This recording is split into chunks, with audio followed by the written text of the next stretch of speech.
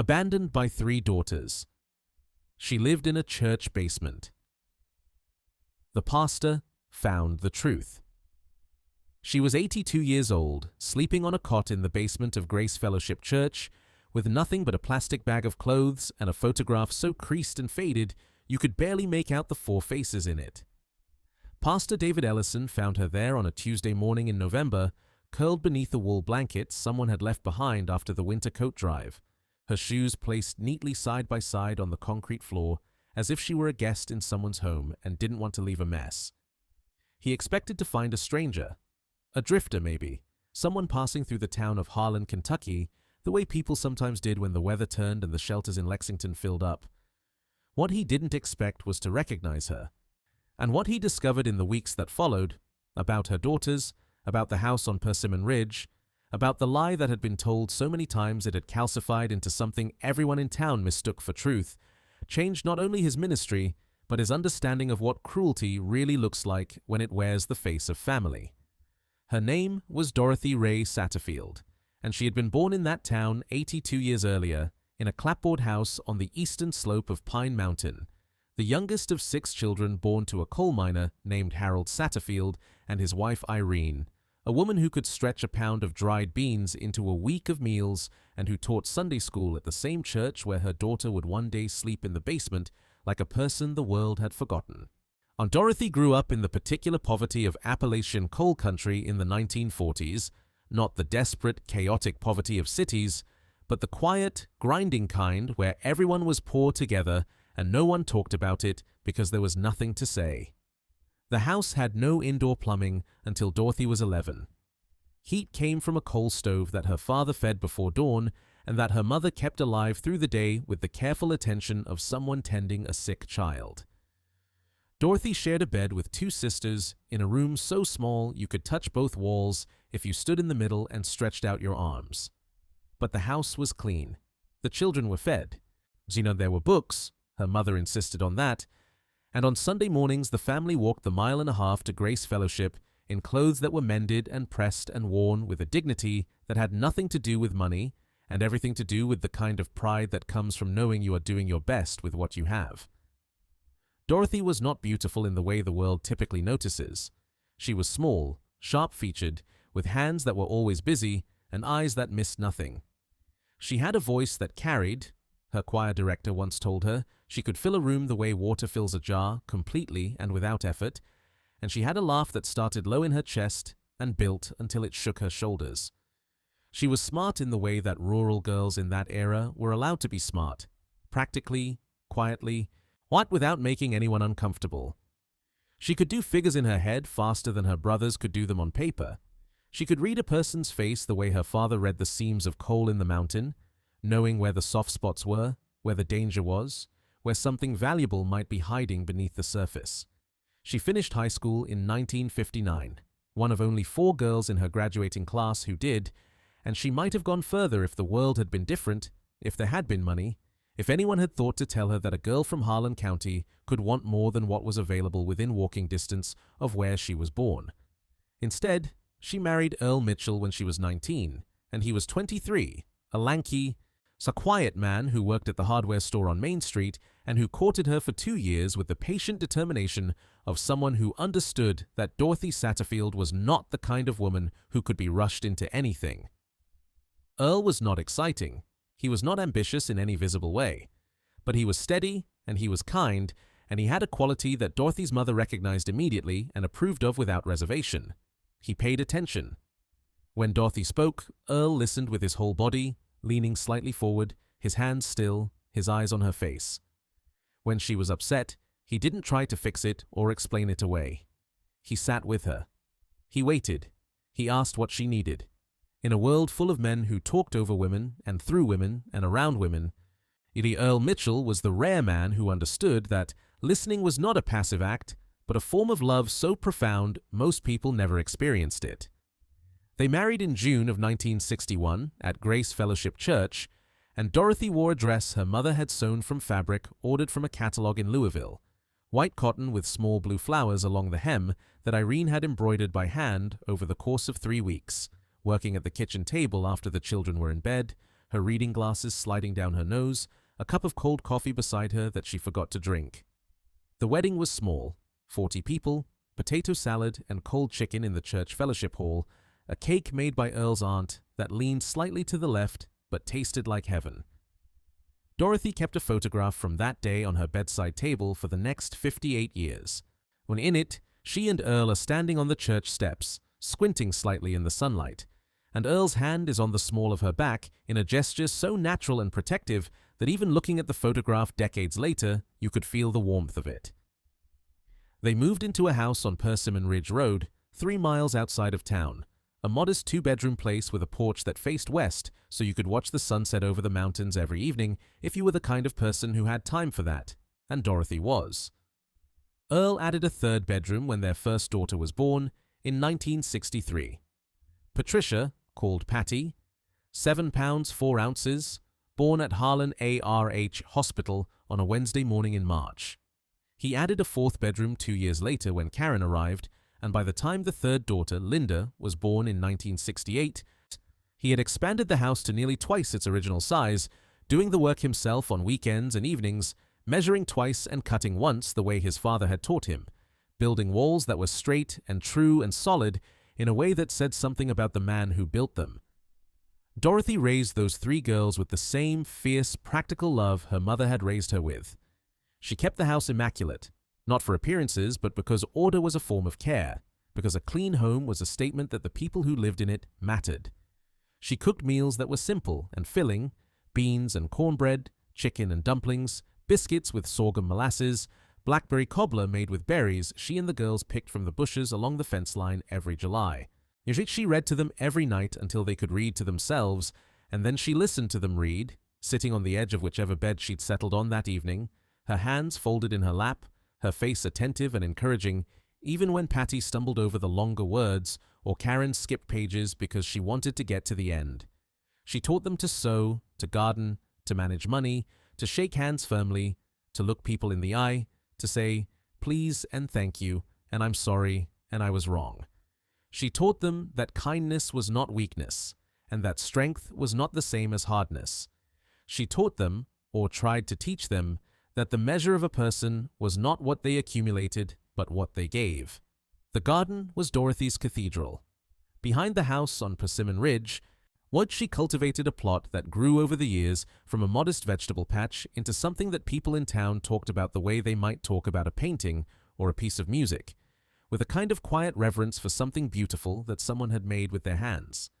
There were tomatoes and peppers and squash and green beans, yes, but there were also roses, 14 bushes by the time the garden reached its peak in the mid-1980s, and hydrangeas that bloomed in shades of blue and purple so vivid they looked artificial, and a border of marigolds that Dorothy planted every spring because her mother had planted marigolds and her mother's mother had planted marigolds, and some traditions are worth continuing.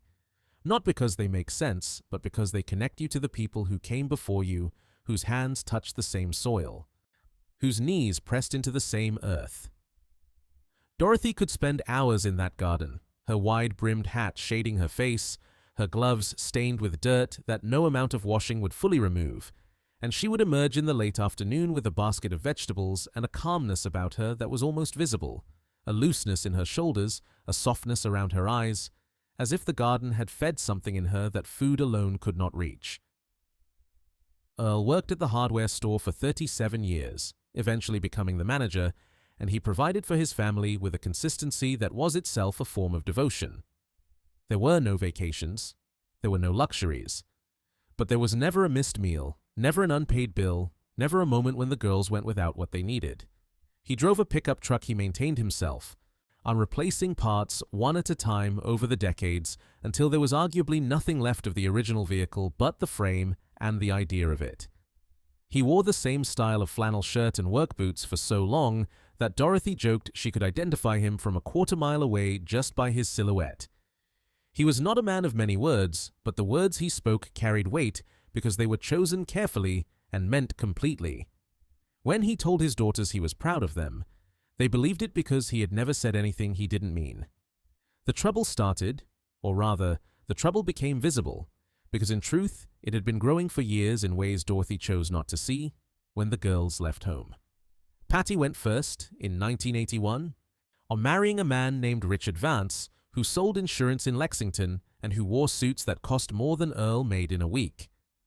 Karen followed in 1984, moving to Nashville with a boyfriend who became a husband, who became an ex-husband, who became a second husband, and Linda, the youngest, the one Dorothy always thought was most like her, left in 1987 for a job in Cincinnati and never really came back. Not in the ways that mattered.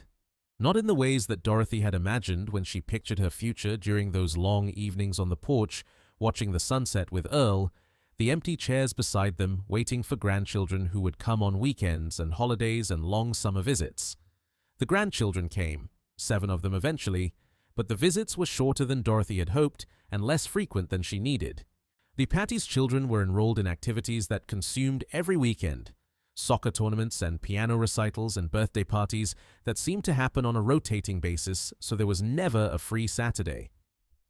Karen's children lived in Nashville, and then in Atlanta, and then in Nashville again, and the distance was always cited as the reason visits didn't happen, though Dorothy noticed that Karen managed to travel to Hilton Head every year for vacation and to Gatlinburg every fall for a girls' weekend, and to any number of places that were farther from Nashville than Harlan was.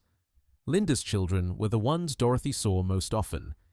But even those visits dwindled over the years from monthly to quarterly to twice a year to the occasional awkward overnight where Linda spent most of her time on her phone and the children sat on the couch looking at the house on Persimmon Ridge with the polite disinterest of tourists visiting a museum they hadn't asked to see.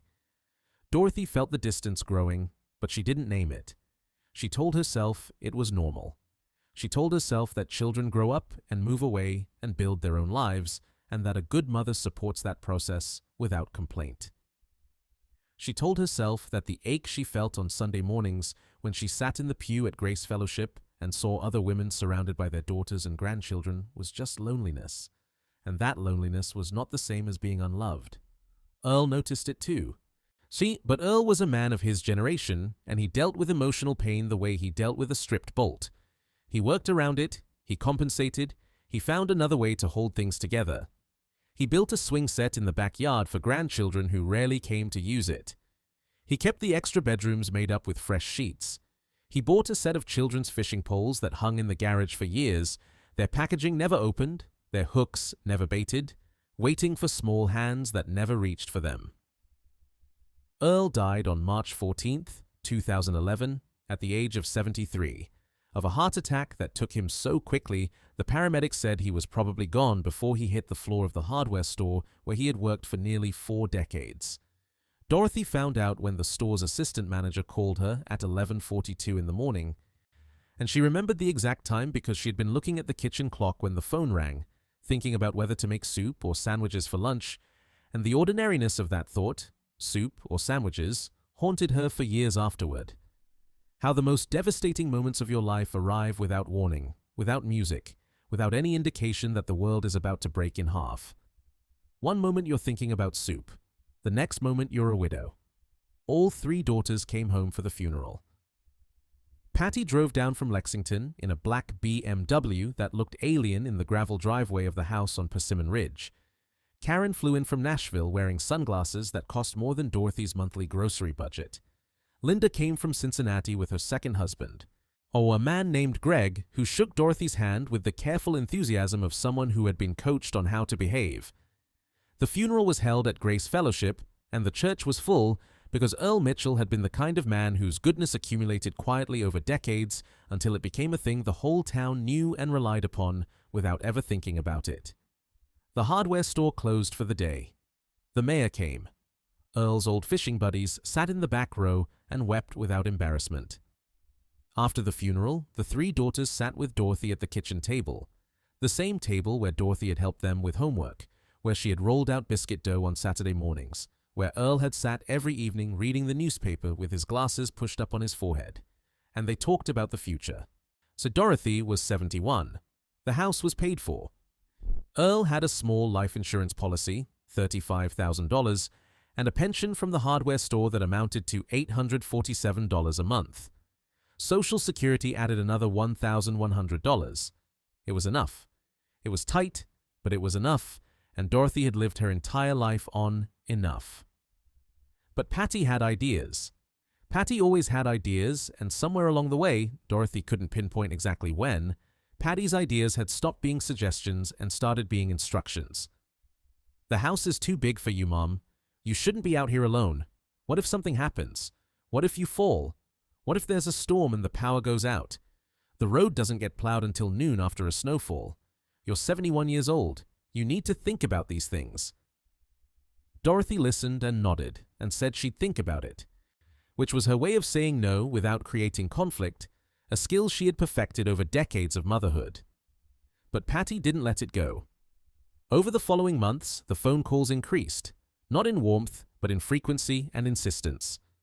Karen called too, echoing Patty's concerns with the practiced agreement of someone who had been briefed before dialing. Linda called less often, but when she did, she asked questions that felt more like audits than conversations. How much is the heating bill? When was the roof last inspected? Is the foundation still solid?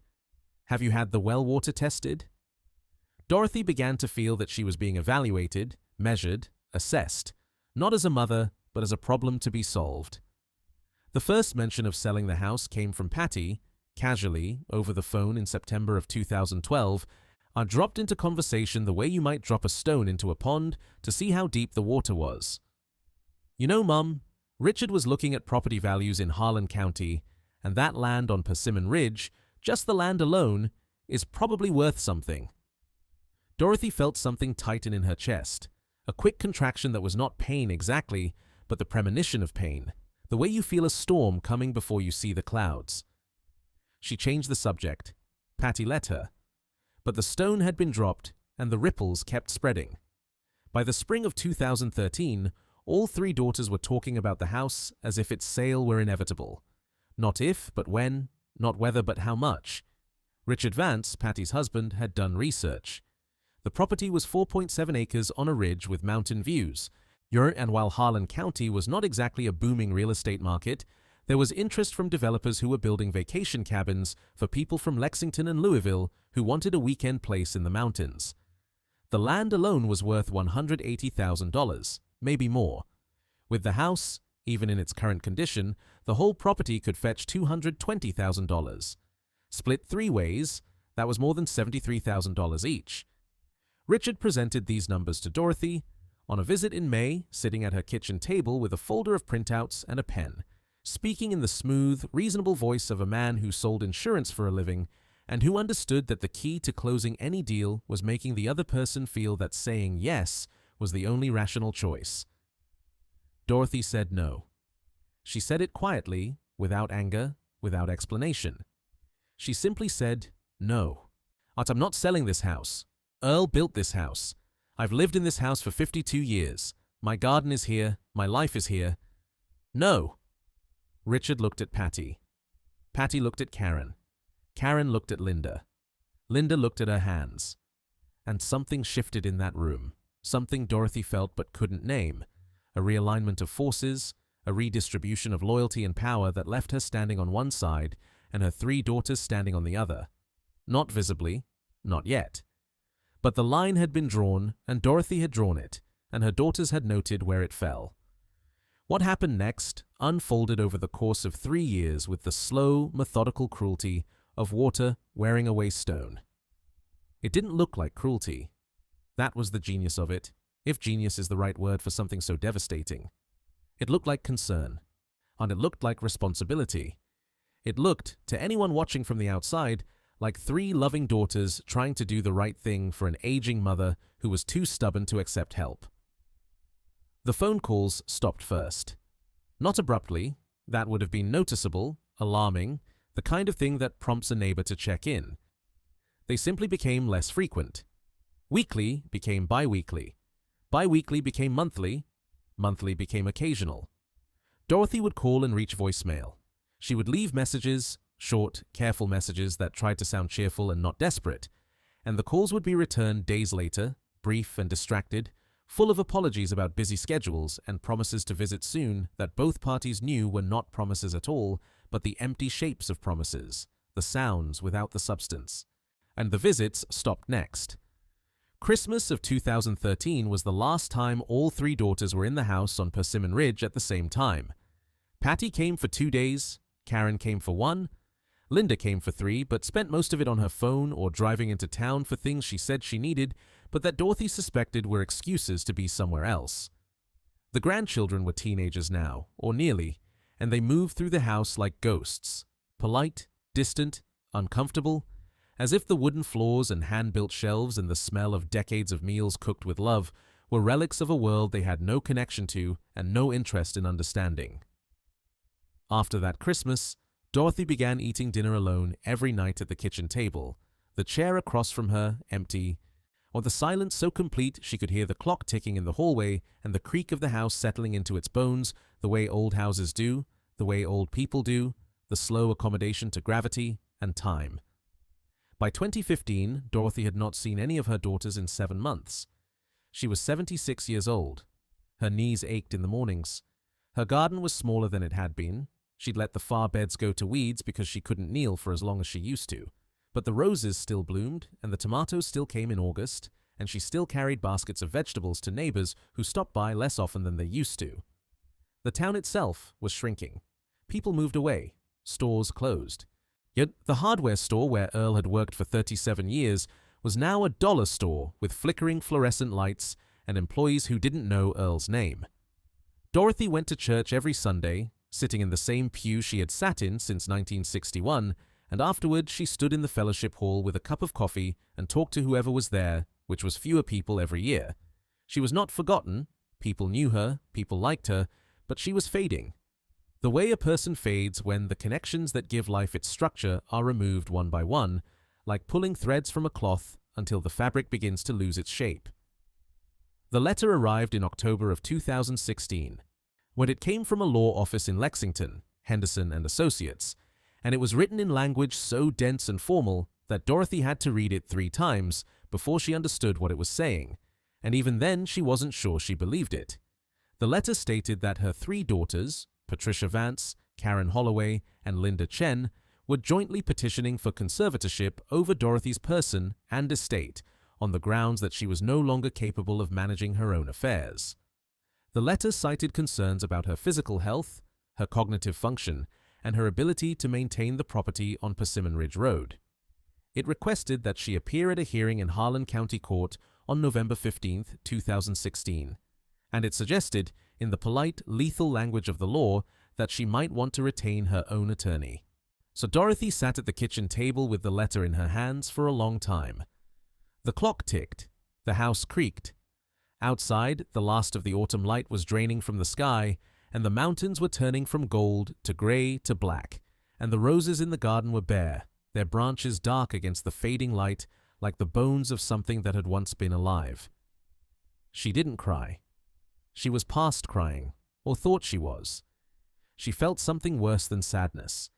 She felt the ground beneath her shift, the way it does in those dreams where the floor tilts and you're sliding towards something you can't see but know is there, waiting. She didn't have a lawyer.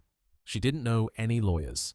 She had $1,947 in her checking account and $11,400 in a savings account that Earl had started in 1978. And she knew, with the mathematical precision that had been her gift since childhood, that a lawyer would cost more than she had. But she also knew that she was not incompetent. She was 77 years old. Her knees hurt. She forgot names sometimes. Who didn't? And she occasionally left a burner on or a door unlocked, but she paid her bills on time. She drove herself to town. She maintained her home. She was in her right mind. She knew what conservatorship meant. It meant someone else would make her decisions. It meant someone else would control her money. It meant, and this was the part that made her hands shake as she held the letter, someone else could sell her house. She went to the hearing alone.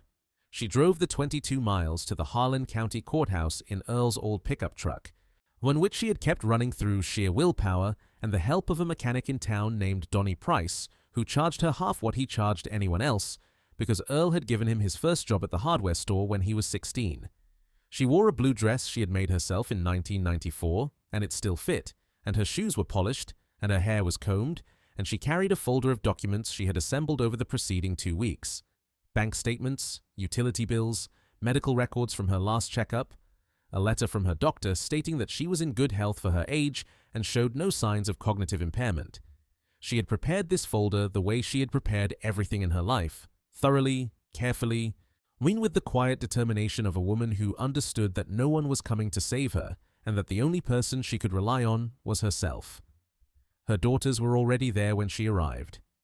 They were sitting on a bench in the hallway outside the courtroom, and Dorothy saw them before they saw her, and what struck her, what she would remember for the rest of her life, was how composed they looked, how coordinated. Patty was wearing a navy suit and pearls. Karen had on a gray dress with a tasteful gold necklace.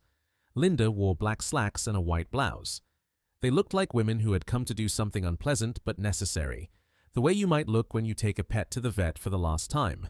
Sorrowful but resolute, already past the decision, already on the other side of it. And they had a lawyer, a man in a charcoal suit who was already speaking to the clerk when Dorothy walked in. They had documentation of their own, printouts from websites about elderly dementia, a list of concerning behaviors that Dorothy's neighbor, Mrs. Calhoun, had apparently provided in a phone interview, notes from a conversation with a pharmacist about medications Dorothy had asked about but never purchased. The hearing lasted 47 minutes. The judge was a woman named Sandra Tuttle, younger than Dorothy's daughters, and she listened to both sides with an expression that revealed nothing. The lawyer from Lexington presented the daughter's case smoothly, an elderly woman living alone in a deteriorating property, refusing help, potentially a danger to herself, in need of supervised care and responsible financial management. He used words like vulnerable and at risk and in her best interest with the practiced fluency of someone who had said them many times before. Dorothy spoke for herself. She didn't have a lawyer. She stood at the table with her folder of documents and her blue dress and her polished shoes, and she told the judge that she was sound of mind and body, that she managed her own affairs, that she had lived in her house for 55 years and intended to continue living there, and that her daughter's petition was not motivated by concern for her welfare, but by a desire to sell her property and divide the proceeds. The courtroom went quiet when she said that. Patty's face didn't change. Karen looked at the table. Linda closed her eyes. Judge Tuttle examined Dorothy's documents. She asked Dorothy to count backward from 100 by sevens. So Dorothy did it without error. She asked Dorothy what day it was, who the president was, what she'd had for breakfast. Dorothy answered every question correctly, and then added, with a precision that bordered on defiance, that she'd also balanced her checkbook that morning and changed the oil filter on her truck's engine last Tuesday. The judge asked the daughter's lawyer whether any of the three daughters had visited their mother in the past year. The lawyer paused. He looked at Patty. Patty whispered something. The lawyer said he didn't have that information readily available. Judge Tuttle said, "I'll take that as a no." The petition was denied. Dorothy drove home alone, 22 miles, in the dark, her hands steady on the wheel, the road winding through the mountains like a ribbon someone had dropped. She pulled into her driveway and sat in the truck for a long time without turning off the engine, the headlights illuminating the front of the house, the porch Earl had built, the door he had hung, the windows through which the light of a life they had shared together had shone for more than half a century. She was shaking, not from cold, from the recognition of what her daughters had tried to do, from the understanding that the love she had given, all those years, all those meals, all those nights of reading and listening and tending and mending, had not been enough to prevent this, had not been enough to make them see her as a person rather than a problem, had not been enough. After the hearing, the silence became total. No phone calls, no letters, no visits, not on Thanksgiving, not on Christmas, not on Dorothy's 78th birthday, on which she spent alone in the house on Persimmon Ridge, eating a bowl of soup and listening to a radio program about bird migration because the television had stopped working 3 months earlier and she couldn't afford to fix it. The silence was not the absence of sound. It was the presence of something, a weight, a substance, a thing that filled the rooms of the house the way darkness fills a room when you turn off the light. It had texture, it had temperature, it was cold. Dorothy endured. She endured the way she had endured everything in her life. Through routine, through labor, through the stubborn insistence on maintaining the structures of a life, even when the life itself had been hollowed out. She woke at 6. She made coffee. She ate toast. She tended whatever portion of the garden she could still manage. She went to church. So she came home. She ate dinner alone. She went to bed. She repeated this cycle with the mechanical faithfulness of a clock, and if the clock was winding down, if the spring inside it was losing tension, she gave no outward sign. But the house was deteriorating in ways she could not stop. The roof leaked in 2 places. She put buckets under the drips and emptied them every morning. The furnace failed in January of 2018, and she heated the house with a space heater and the wood stove in the living room. Feeding it with wood, she could no longer split herself, relying on Donnie Price's teenage son to bring her a load every 2 weeks in exchange for $20 and a plate of biscuits. The porch railing that Earl had built was rotting. The gutters were clogged with years of leaves. The paint was peeling. The driveway was developing cracks that would become holes that would become hazards. The garden, her cathedral, her sanctuary, the place where she had been most fully herself, shrank year by year as her body's radius of capability contracted, until by 2020 she was maintaining only a single raised bed of tomatoes and 3 rose bushes that she tended with the devotion of someone caring for the last living things that connected her to who she used to be. She was 81 when the county sent someone to inspect the property. A man in a polo shirt with a clipboard who walked around the house making notes and shaking his head in a way that Dorothy found insulting. He told her the house had code violations. The wiring was outdated, the septic system needed work, the chimney needed repointing. He gave her a list of required repairs and a timeline of 90 days and a total estimated cost of $14,000. Dorothy looked at the list and looked at her savings account. $4,200. The remainder of Earl's careful accumulation, diminished by years of prescriptions and property taxes and the 1,000 small costs of keeping a body alive. And she understood, with the same mathematical precision that had always been her gift and was now her curse, that the numbers did not work, could not work, would never work. She called Patty. For the first time in nearly 4 years, she picked up the phone and dialed her eldest daughter's number, and her hands were shaking and her pride was bleeding from a wound she had inflicted on herself by making this call, and the phone rang 4 times and went to voicemail. Patty's voice, recorded, professional, cheerful. "Hi, you've reached Patty Vance. Leave a message and I'll get back to you." Dorothy left a message. She kept it short. She kept it steady. She said, "Patty, it's your mother. I need some help with the house.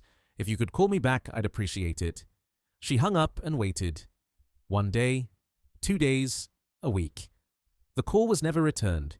She called Karen, same result. She called Linda. Linda answered. Dorothy's heart leaped at the sound of her youngest daughter's voice, a reflex so powerful it overrode 4 years of silence and the memory of 3 women sitting on a courthouse bench trying to take away her home. And Linda said, "Mom, I can't really talk right now." Dorothy said, "Linda, the county says the house needs repairs, and I don't have the money." There was a pause, a long pause, the kind of pause that contains a decision being made. And Linda said, "Mom, we talked about this. You should have sold the house when we told you to. I'm sorry. I have to go." The line went dead. Not with a click, but with a soft electronic tone, a sound so gentle and impersonal, it seemed impossible that it could mark the end of something as fundamental as a mother's connection to her child. Dorothy paid what she could. She hired Donnie Price to fix the worst of the wiring and patch the roof. Not properly, not permanently, but enough to pass a follow-up inspection if the inspector wasn't looking too hard. It cost her $3,800, leaving her with $400 in savings and a house that was still falling apart, just more slowly. She stopped buying meat. She stopped driving into town except for church and the grocery store. She canceled the insurance on Earl's truck because she couldn't afford the premium. She wore sweaters inside the house because turning the heat above 58 degrees made the electric bill unmanageable. She was surviving, but the margin was so thin it was translucent, and one unexpected expense, a medical bill, a broken appliance, a fallen tree, would push her through it. The thing that pushed her through was the property tax bill that arrived in August of 2022, $2,140, due in full by November 1st. Dorothy looked at the number and looked at her checking account, $743, and understood that she had reached the end of something. Not the end of her life, though she was 82 and her body ached in places she hadn't known could ache. The end of her ability to hold on. The end of the long, stubborn, solitary battle to keep the house that Earl had built and that her daughters wanted to sell. She could not pay the taxes. She could not get an extension. She'd already gotten one the previous year. If she didn't pay, the county would place a lien on the property, and eventually, months, maybe a year, they would take it. She didn't decide to leave all at once. The decision came in pieces, the way a cliff doesn't fall all at once but erodes, chunk by chunk, until the edge gives way. She stopped sleeping well. She would lie in bed, the same bed she had shared with Earl for 50 years, the same bed where she had nursed 3 daughters, the same mattress, sagging now in the center, seat that held the shape of 2 bodies even though only one remained. And she would stare at the ceiling and listen to the house creaking and the wind moving through the gaps in the siding and the drip of the leak that Donnie's patch hadn't fully fixed. And she would think about soup or sandwiches and the phone ringing at 11:42 and the blue flowers her mother had embroidered on her wedding dress, and the thoughts would circle and tighten until they became a knot she couldn't undo. On October 3rd, 2022, Dorothy Ray Satterfield packed a plastic bag with 3 changes of clothes, her Bible, her blood pressure medication, and the photograph of her and Earl on their wedding day. She left the house on Persimmon Ridge Road without locking the door. What was the point, she thought? Of locking a door when there was nothing left inside worth stealing except memories, and those could not be kept out by a lock or kept in by a wall. She drove Earl's truck into town, parked it behind the hardware store, the dollar store now with its flickering lights, and walked 4 blocks to Grace Fellowship Church. It was a Tuesday. The church was empty. The side door was unlocked, as it always was, because Pastor Tom Reed, who had served the church for 30 years before retiring, had believed that a church should always be open, and his successor, Pastor David Ellison, who had been there only 2 years and was still learning the rhythms of the place, had not thought to change that policy. Dorothy walked down the stairs to the basement. She knew the basement well. She had organized coat drives there. She set up tables for potluck dinners, taught Sunday school to children who were now grandparents. The room smelled of damp concrete and old hymnals and the faintly sweet, dusty smell of a space that is used often but never quite cleaned thoroughly enough. There were folding tables stacked against one wall, metal chairs, boxes of donated clothing from the last community drive. There was a cot, left over from a brief period when the church had hosted overflow shelter guests during a particularly bad winter, and a wool blanket folded on top of it, and Dorothy lay down on that cot and pulled that blanket over her body and closed her eyes and didn't open them again until the morning. So when she heard footsteps on the floor above her and the sound of someone unlocking the front door and the particular creak of the sanctuary that she had been hearing for 61 years, the sound of wood expanding in the morning warmth, the sound of the building breathing, she stayed. She didn't ask permission because she didn't know who to ask, and because asking would have required explaining, and explaining would have required admitting what had happened to her, and admitting what had happened to her would have required acknowledging that she, Dorothy Satterfield Mitchell, who had raised 3 daughters with love and discipline and sacrifice, who had been a faithful member of this church for 6 decades, who had never asked anyone for anything, was homeless. The word itself was impossible. Homeless. It belonged to other people, or other stories, other lives. Not hers. Never hers. And yet, she lived in the basement for 9 days before Pastor David Ellison found her. 9 days of sleeping on the cot, washing her face in the basement utility sink, eating crackers and canned peaches she had brought in the plastic bag and supplemented with food from the church's small pantry. Cans of soup, packets of instant oatmeal, a jar of peanut butter that she ate with a plastic spoon, carefully, sparingly, rationing herself the way her mother had rationed beans during the lean months of winter. She came upstairs in the mornings after she heard the building empty out, the church secretary, Martha, on worked-only mornings Monday through Thursday, and she sat in the sanctuary in the late afternoon light that came through the stained glass windows and turned the wooden pews the color of honey. And she read her Bible, and she talked to Earl, and she talked to God, and she wasn't entirely sure there was a difference anymore. Pastor David found her on a Tuesday. He had come to the church early, 6:15 in the morning, because he couldn't sleep, because there was a sermon he was struggling with, because the quiet of the empty church sometimes helped him think. He heard something in the basement. Not a sound exactly, but the awareness of a presence, the way you can feel that a room is occupied even before you see anyone in it. He went down the stairs and turned on the light and saw her. An old woman on a cot, shoes placed neatly beside her. On a plastic bag of belongings on the floor, a photograph on the overturned box she was using as a nightstand. She was awake. She looked up at him without alarm or embarrassment. She had been expecting this moment for 9 days, had been rehearsing what she would say. And now that it was here, all the rehearsed words left her, and she simply said, "I'm sorry, Pastor." I didn't know where else to go. David Ellison was 38 years old, and he had been in ministry for 11 years, and he had counseled people through divorces and deaths and addictions and crises of faith, but nothing in his training or experience had prepared him for the sight of an 82-year-old woman living in his church basement because her 3 daughters had abandoned her. He sat down on a folding chair across from the cot, and he didn't say anything for a long time. And he just sat there. And that silence, that patient, attentive silence, reminded Dorothy so powerfully of Earl that she felt something crack inside her, a wall she had been building for years, brick by careful brick, and the crack spread and the wall came down, and she cried the way the creek ran after a heavy rain. Fully, loudly, her voice filling the basement. She told him everything. Not all at once. It took days, the story emerging in pieces, the way a photograph develops in solution, dark shapes slowly becoming faces, becoming a scene, becoming a story with depth and dimension and heartbreaking clarity. She told him about Earl and the house and the garden. She told him about the daughters, about Patty's cold efficiency and Karen's convenient distance, and Linda's phone call that ended with a soft electronic tone. And she told him about the conservatorship petition and the hearing, and the judge who asked her daughter's lawyer whether any of them had visited their mother in the past year and received silence in response. She told him about the property taxes and the code violations and the $14,000 she didn't have and the $400 she did. She told him about the morning she packed the plastic bag and left the house without locking the door. David listened the way Earl used to listen, with his whole body leaning forward, his hands still, his eyes on her face. And when she was done, when the story had been told and the basement was quiet and the morning light was coming through the small window near the ceiling, he said 2 things.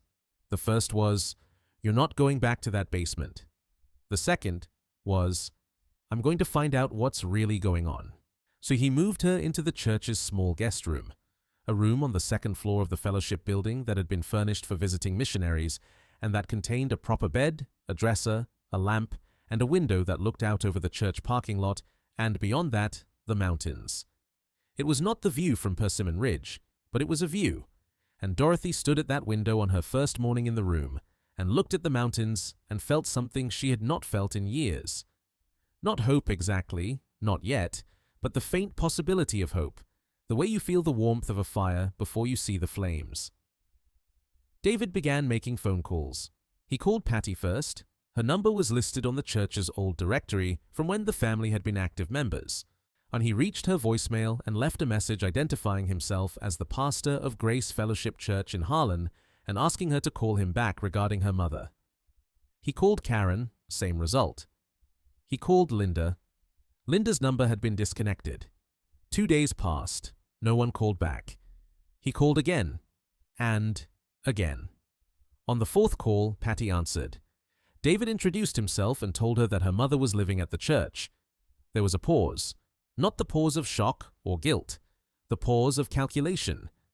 And then Patty said, in a voice as smooth and controlled as a closed door, "Pastor, I appreciate you reaching out. My mother has been difficult for years. She's refused every effort we've made to help her. She's paranoid. She's irrational. She turned down assisted living. So she turned down the opportunity to sell the house and move somewhere manageable.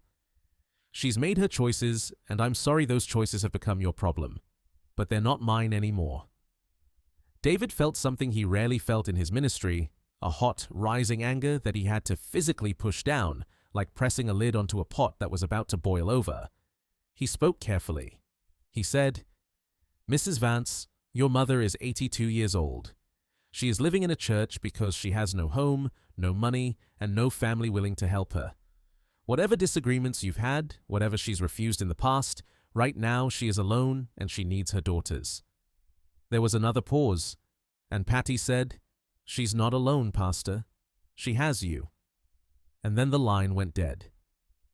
David stared at the phone in his hand. When he was not a man given to dramatic gestures or moral outrage, his faith expressed itself in quiet acts of service, in showing up, in the patient work of caring for a small congregation in a shrinking town. But in that moment, he felt something crystallize inside him, a clarity of purpose that was almost physical, a hardening of resolve that settled into his chest like a stone.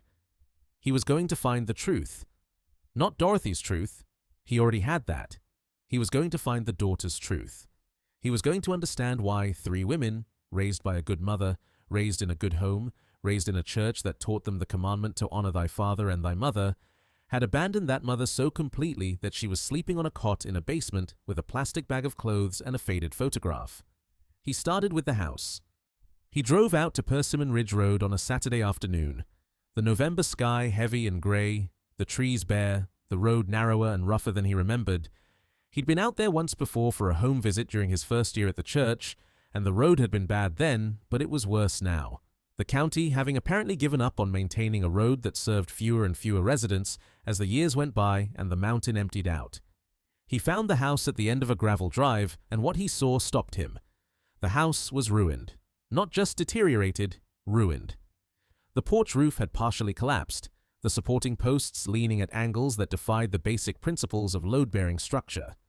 The windows on the second floor were dark and blank, and one of them was broken, the glass hanging in the frame like a jagged tooth. The siding, white once when Earl had painted it every 3 years with the methodical precision of a man who believed that maintenance was a moral obligation, had gone grey and then green with mildew, and in places it had pulled away from the frame entirely, revealing the raw wood beneath, weathered and splitting. The yard was overgrown.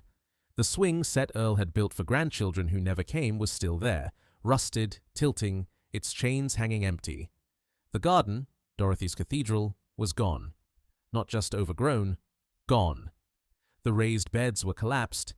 The rose bushes were dead, not dormant, not waiting for spring, but dead, their blackened stems jutting from the cold ground like the remains of something burned. On the marigold border was nothing but bare soil and the ghosts of roots. Only the outlines remained, the faint geometry of where beauty had once been, organized into rows and borders and purpose. David walked around the house. The back door was open, not unlocked, open, hanging on one hinge, swaying slightly in the wind. He went inside. The kitchen was exactly as Dorothy had described it, but smaller than he'd expected, and colder. The table was there. The clock was there, stopped at 4:17, its battery dead. There were dishes in the drying rack, 2 plates, a cup, a bowl, arranged with a neatness that in the context of the abandoned house seemed almost unbearably poignant, the last act of order in a world that had become disordered. The living room was dark. The wood stove was cold. Earl's chair was still positioned by the window, although facing the view of the mountains, and on the table beside it was a stack of newspapers so old the top one had yellowed to the color of weak tea. Dorothy's chair was beside it, and on its arm was a pair of reading glasses and a bookmark, a strip of cardboard cut from a cereal box, marking a page in a paperback novel that she had been reading and would now never finish. David stood in that house for 20 minutes, and in those 20 minutes he understood something about Dorothy Satterfield Mitchell that all the conversations in the church guest room had not fully conveyed. This was not a woman who had given up. This was a woman who had held on for as long as her body and her bank account allowed, who had fought the slow collapse of her world with dish soap and neat stacking and reading glasses on the arm of a chair, so who had maintained the rituals of a dignified life long past the point where dignity had any audience but herself. The house was a monument not to decay, but to resistance, to the stubborn, heartbreaking refusal to let go of a life that the world had decided was no longer viable. He found the documents in a folder in the bedroom. Dorothy had told him about the conservatorship petition, but she hadn't told him about the letters.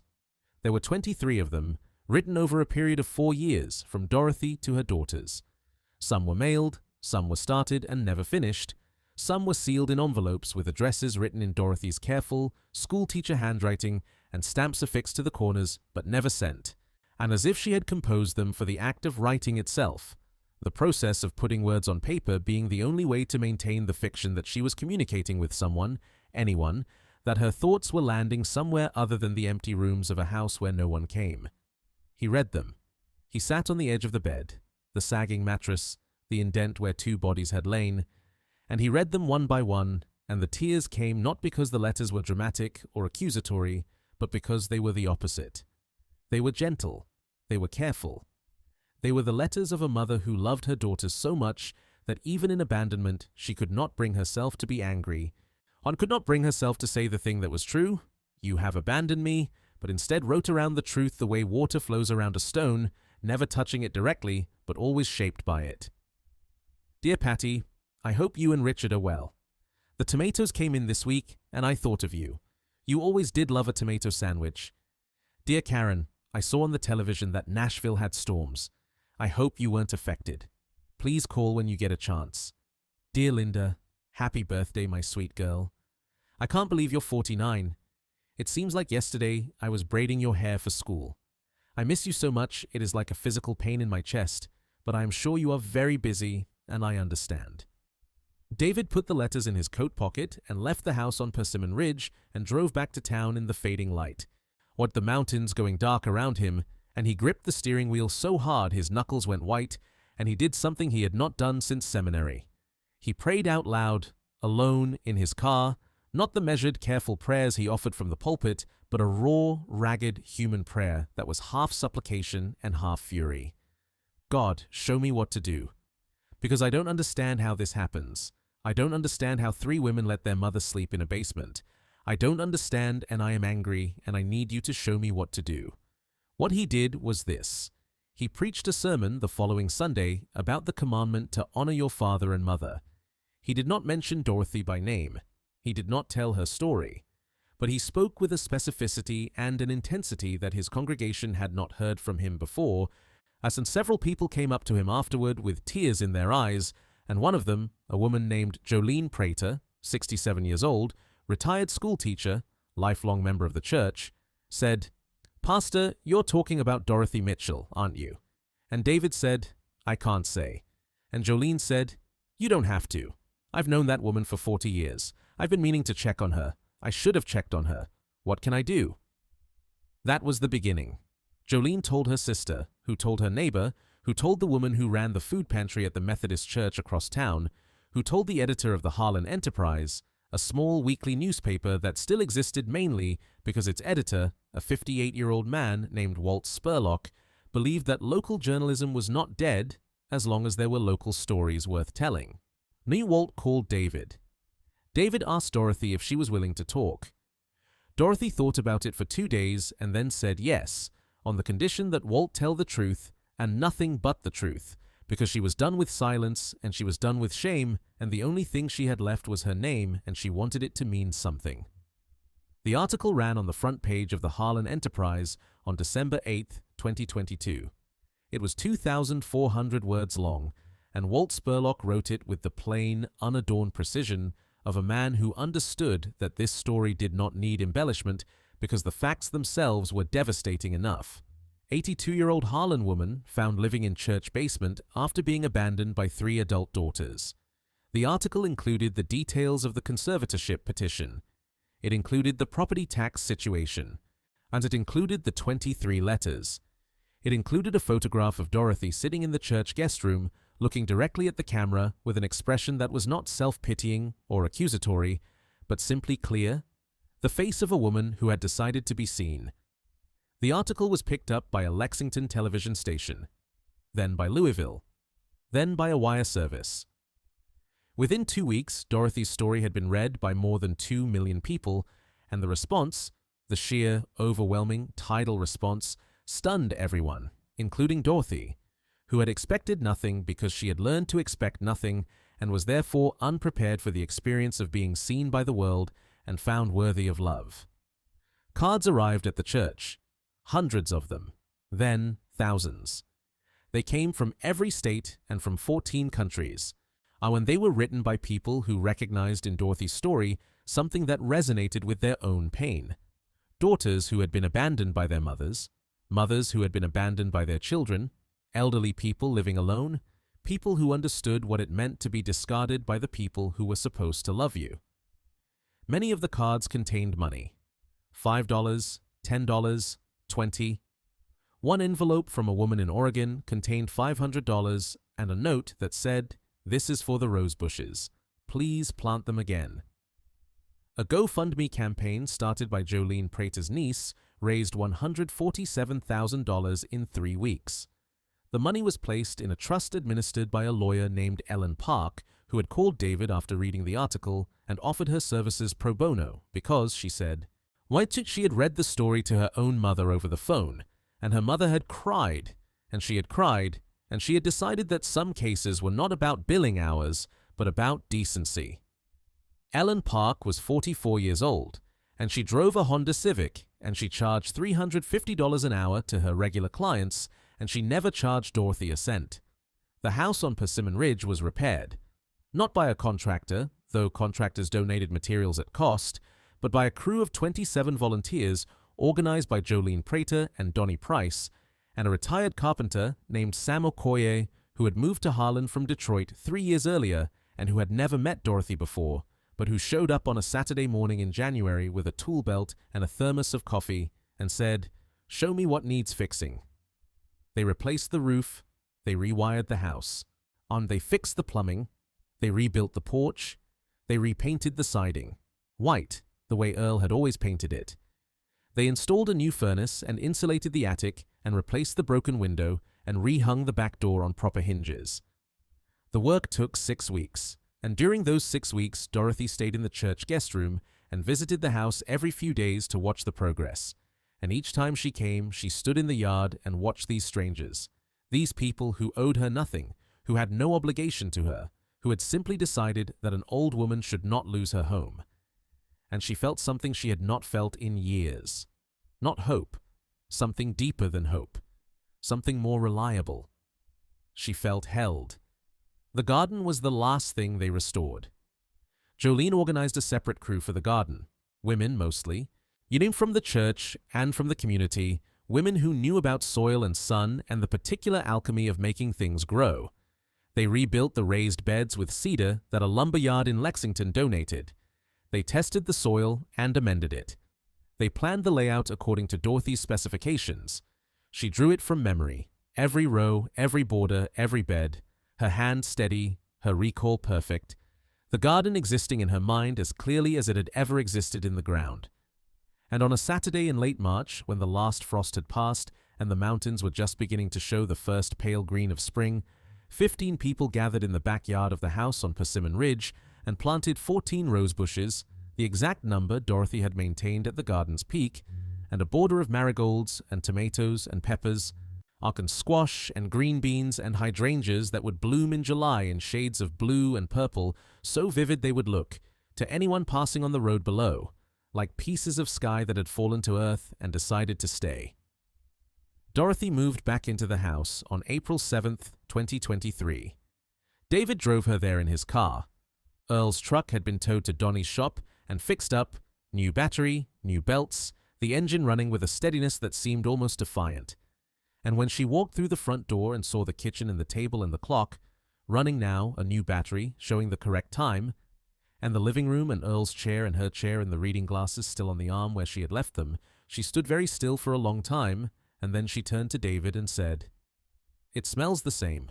The house smells the same." And David nodded because he didn't trust himself to speak. The daughters responded.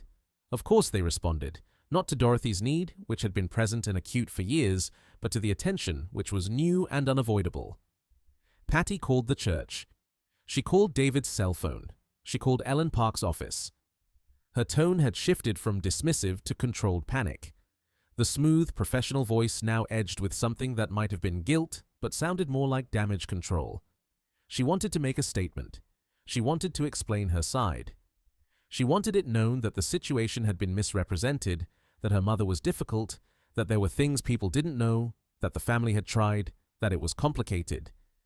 David told her she should talk to her mother, not to him. Patty said she would. She didn't call Dorothy for another 3 weeks, and when she finally did, Dorothy was sitting in her kitchen at the table, drinking coffee, looking out the window at the garden where 3 of the rose bushes were already showing buds, small and tight and impossibly red against the brown earth. The phone rang, and Dorothy looked at it and knew. She let it ring 3 times. Then she picked it up. "Mom," Patty said, and nothing else for a long time. Just that word. Mom. Hanging in the air like a note from a bell, clear and trembling and fading slowly into silence. Dorothy said, "I'm here, Patty." And Patty began to talk, and then to cry. The smooth voice, the controlled voice, and the voice of a woman who wore pearls and drove a BMW and had married a man who sold insurance and who organized her life around appearances. That voice cracked like ice in spring, and underneath it was the voice of a girl, a frightened girl, a girl who had somehow confused control with love and efficiency with care, and who was only now, at the age of 60, beginning to understand the difference. She said she was sorry. She said she didn't know how it had gotten so bad. She said she had told herself it was Dorothy's fault, that Dorothy was stubborn, that Dorothy refused to be reasonable, that Dorothy's insistence on staying in the house was a form of aggression directed at her daughters. She said she knew that wasn't true. And she said she had known for years that it wasn't true, but that admitting it would have meant admitting what she had done, and admitting what she had done would have meant becoming a person she could not bear to be, a person who abandoned her mother. Dorothy listened. She listened the way Earl used to listen, the way David had listened in the church basement, the way the mountains listened to the wind, without interruption, without judgment, with a patience so deep it was almost geological. And when Patty was done, when the crying had subsided and the silence had returned, Dorothy said something that Patty would carry for the rest of her life. She said, "Patty, I didn't need you to be perfect. I just needed you to show up." Karen called the next day. Linda called the day after that. But the conversations were different. Karen's was halting and formal, full of apologies that sounded rehearsed but were, Dorothy sensed, genuine underneath the performance, the way a person who has spent years not feeling sometimes needs a script to begin feeling again. Linda's call was the hardest. Linda, the youngest, the one most like Dorothy. Linda sobbed so hard she couldn't speak for the first 4 minutes of the call, and when she finally managed words, they were the simplest and most devastating words a child can say to a parent. "I didn't know how to come back. I wanted to come back, and I didn't know how, and every day I didn't come back. Made it harder, and then it was years, and then it was impossible. And I'm sorry, Mama, I'm so sorry." Dorothy said, "It's not impossible. You called. That's how you come back. You pick up the phone, and you call, and you say, 'I'm sorry,' and we start from there. It won't be easy. It won't be quick. I'm not going to pretend that what happened didn't happen, because it did, and it hurt me in ways I don't have words for. But I'm your mother, and you're my daughter, and that hasn't changed, and it won't change, and the door is open, Linda. The door has always been open." They came. Not all at once, not easily, but they came. Patty drove down from Lexington on a weekend in May, without Richard, without the BMW. She borrowed her neighbor's Subaru, as if the car she arrived in mattered, and maybe it did. Maybe arriving in something ordinary was itself a form of apology. She walked up the new porch steps and stood at the door and knocked, even though the door was open and she could see her mother sitting at the kitchen table. And Dorothy said, "Come in," and Patty came in, and they sat across from each other at the table where Dorothy had rolled biscuit dough and helped with homework and received the letter from Henderson and Associates, and they drank coffee and didn't say very much, and that was enough.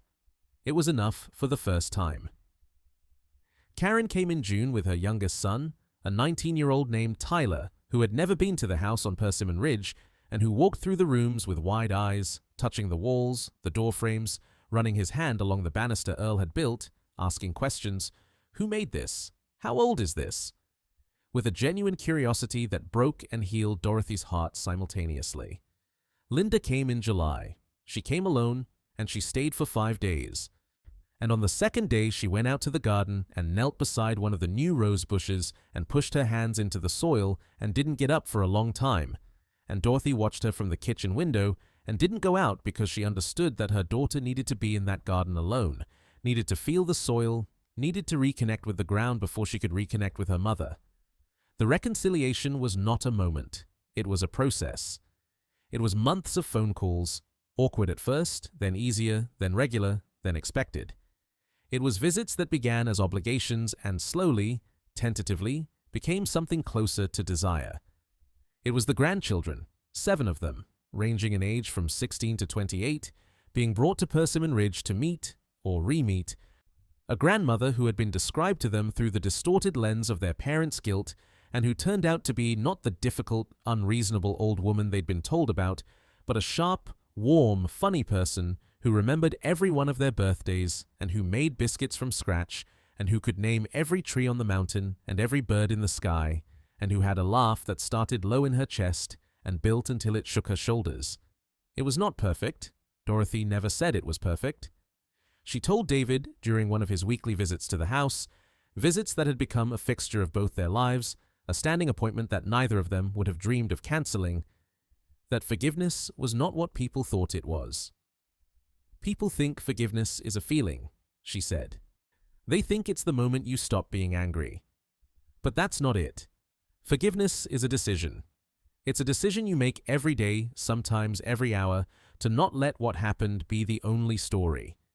It's choosing to believe that people can change, even when the evidence is thin. It's not about saying, "What happened was okay. It will never be okay that my daughters left me to sleep in a basement. That will never be okay. But I can decide that it's not the end. I can decide that there's more. And there is more, David. There's always more. That's the thing about life that breaks your heart and also saves it. There's always more."